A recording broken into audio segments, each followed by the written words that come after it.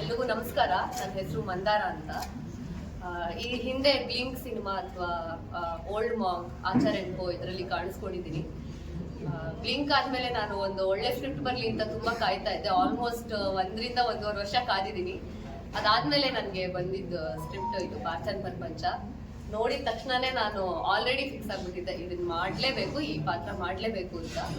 ನಂದು ಒಂದು ಜೆನ್ಸಿ ಪಾತ್ರ ಮಾಡ್ತಾ ಇದ್ದೀನಿ. ಜೆನ್ಸಿ ಹುಡುಗಿ, ಅದು ಒಂದ್ ಸ್ವಲ್ಪ ಅನ್ಎಕ್ಸ್ಪ್ಲೋರ್ಡ್ ಅಂತ ಅನ್ನಿಸ್ತು ನನಗೆ. ಯಾಕೆಂದ್ರೆ ಈಗ ಒಂದ್ ಮಿಲೆನಿಯಲ್ ಅಥವಾ ಒಬ್ರು ಜೆನೆಕ್ಸ್ ಒಂದ್ ಜೆನ್ಸಿ ಪಾತ್ರ ಇಟ್ಕೊಂಡು ಕಥೆ ಬರೀತಾರೆ ಅಂದ್ರೆ ಅದು ಯಾವಾಗ್ಲೂ ಒಂದು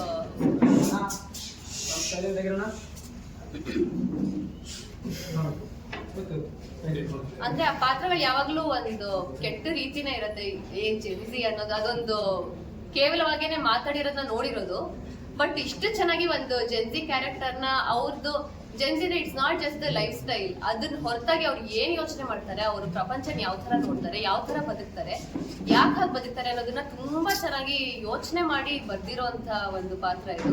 ಅದಕ್ಕೆ ಅನಿವಾರ್ಯ ಅವ್ರಿಗೆ ಥ್ಯಾಂಕ್ಸ್ ಹೇಳ್ಬೇಕು. ಅದನ್ನ ಅಷ್ಟೇ ಚೆನ್ನಾಗಿ ನಮ್ಮ ಹರ್ಷ ಸರ್ ಎಕ್ಸಿಕ್ಯೂಟ್ ಮಾಡಿದ್ದಾರೆ, ಇನ್ನೂ ಮಾಡ್ತಾ ಇದ್ದಾರೆ. ವೆರಿ ಬ್ಯೂಟಿಫುಲ್ಲಿ ಡನ್, ತುಂಬಾ ಚೆನ್ನಾಗಿ ಮಾಡಿದ್ದಾರೆ ಆಲ್ರೆಡಿ. ಹಾಗೇನೆ ಸೀತಾ ಮ್ಯಾಮ್ ಥ್ಯಾಂಕ್ಸ್ ಹೇಳ್ಬೇಕು. ಯಾಕೆಂದ್ರೆ ನನಗೆ ಕತೆ ಕೇಳಿದ ತಕ್ಷಣ ಫಸ್ಟ್ ತುಂಬಾ ಖುಷಿ ಆಯ್ತು and I was very shock. ಈ ತರ ಒಂದ್ ಸಿನಿಮಾ, ಯಾಕೆಂದ್ರೆ ಎಲ್ಲರೂ ಹೇಳ್ತಾರೆ, ಎಲ್ಲ ಸಿನಿಮಾದವರು ಹೇಳ್ತಾರೆ ನಮ್ ಸಿನಿಮಾ ಹೊಸ ತರ ಇದೆ, ಬೇರೆ ಏನೋ ಹೇಳ್ತಾ ಇದೆ ಅಂತ. ಬಟ್ ಈ ಟಾಪಿಕ್ಗೆ ಒಂದು ತೀರಾ ಅಂದ್ರೆ ತೀರಾ ಅನ್ಎಕ್ಸ್ಪ್ಲೋರ್ಡ್. ಕನ್ನಡದಲ್ಲಂತೂ ನಾನು ನೋಡು ಇಲ್ಲ ಕೇಳು ಇಲ್ಲ. ಅಂಥದಕ್ಕೆ ಅಷ್ಟು ಧೈರ್ಯ ತಗೊಂಡು ಅದ್ರ ಹಿಂದೆ ನಿಂತ್ಕೊಂಡು Sita ma'am she has produced ಅಂದ್ರೆ ಅದು ನಿಜವಾಗ್ಲೂ ಮೆಚ್ಚಬೇಕಾಗಿರುವಂತಹ ವಿಷಯ. ಯಾಕೆಂದ್ರೆ ಪ್ರತಿ ಸಲ ಡಿಸ್ಕಷನ್ ಅಲ್ಲೂ ಒಂದ್ಸಲಿ ಕೂಡ ಅವರು ಬಜೆಟ್ ಹಿಂಗಾಗತ್ತೆ, ನಾವು ಈ ತರ ಮಾಡಿದ್ರೆ ಜಾಸ್ತಿ ಜನನ್ ರೀಚ್ ಆಗ್ಬೋದು ಅನ್ನೋದನ್ನ ಯಾವತ್ತೂ ಕೂಡ ಅವ್ರು ಯೋಚನೆ ಮಾಡಿಲ್ಲ. ಇದನ್ನ ನಾವು ಈ ತರ ಹೇಳಿದ್ರೆ ಅದು ಜನರು ಯಾವ ತರ ಅರ್ಥ ಮಾಡ್ಕೊಳ್ತಾರೆ, ಅದರಿಂದ ಸೊಸೈಟಿಗೆ ಹೇಗೆ ಇಂಪ್ಯಾಕ್ಟ್ ಆಗತ್ತೆ ಅನ್ನೋದನ್ನ ತುಂಬಾ ಯೋಚನೆ ಮಾಡಿದ್ದಾರೆ ನಮ್ಮ ರೈಟರ್ಸ್ ಆಗಿರ್ಬೋದು ಅಥವಾ ಮ್ಯಾಮ್ ಆಗಿರ್ಬೋದು.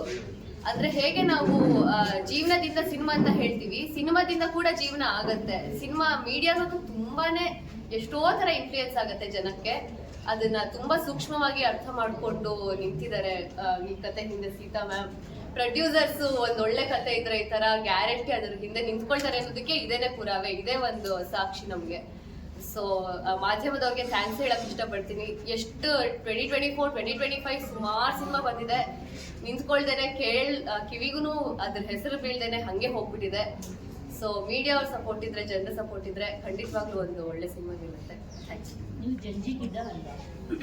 ನಾನು ಆಕ್ಚುಲಿ ನನ್ನ ಕ್ಯಾಟಗರಿನ ಜಿಲೇನಿಯಲ್ ಅಂತ ಹೇಳ್ತಾರೆ. ಅಂದ್ರೆ ಅದು ಮಿಲೇನಿಯಲ್ ಕೂಡ ಅಲ್ಲ, ಜೆನ್ಸಿ ಕೂಡ ಅಲ್ಲ. ನಾನು 98 ಬಾರ್ನ್ ಆಕ್ಚುಲಿ. ಸೊ ಎರಡರ ಮಧ್ಯ ಇರೋದು ನಾನು. Confuse category. ಇಡೀ ಪಾತ್ರ ನಿಮ್ಮಿಂದಲೇ ಕ್ರಿಶ್ಚಿಯನ್ ಟರ್ನ್ ಕ್ಯಾರಿ ಆಗುತ್ತೆ ಅಂತ ನಿರೀಕ್ಷೆ ಮಾಡ್ತಾರೆ. ನಿಮ್ಮ ಪಾತ್ರನೇ ಮೇನ್ ಕ್ರಿಶ್ಚಿಯನ್ ಟರ್ನ್ಗೆ ಈ ಫ್ಯಾಕ್ಟರ್ ಆಗಿದೆ ಅಂತ ಅನ್ಕೋಬೋದಾ? ಅನ್ಕೋಬಹುದು.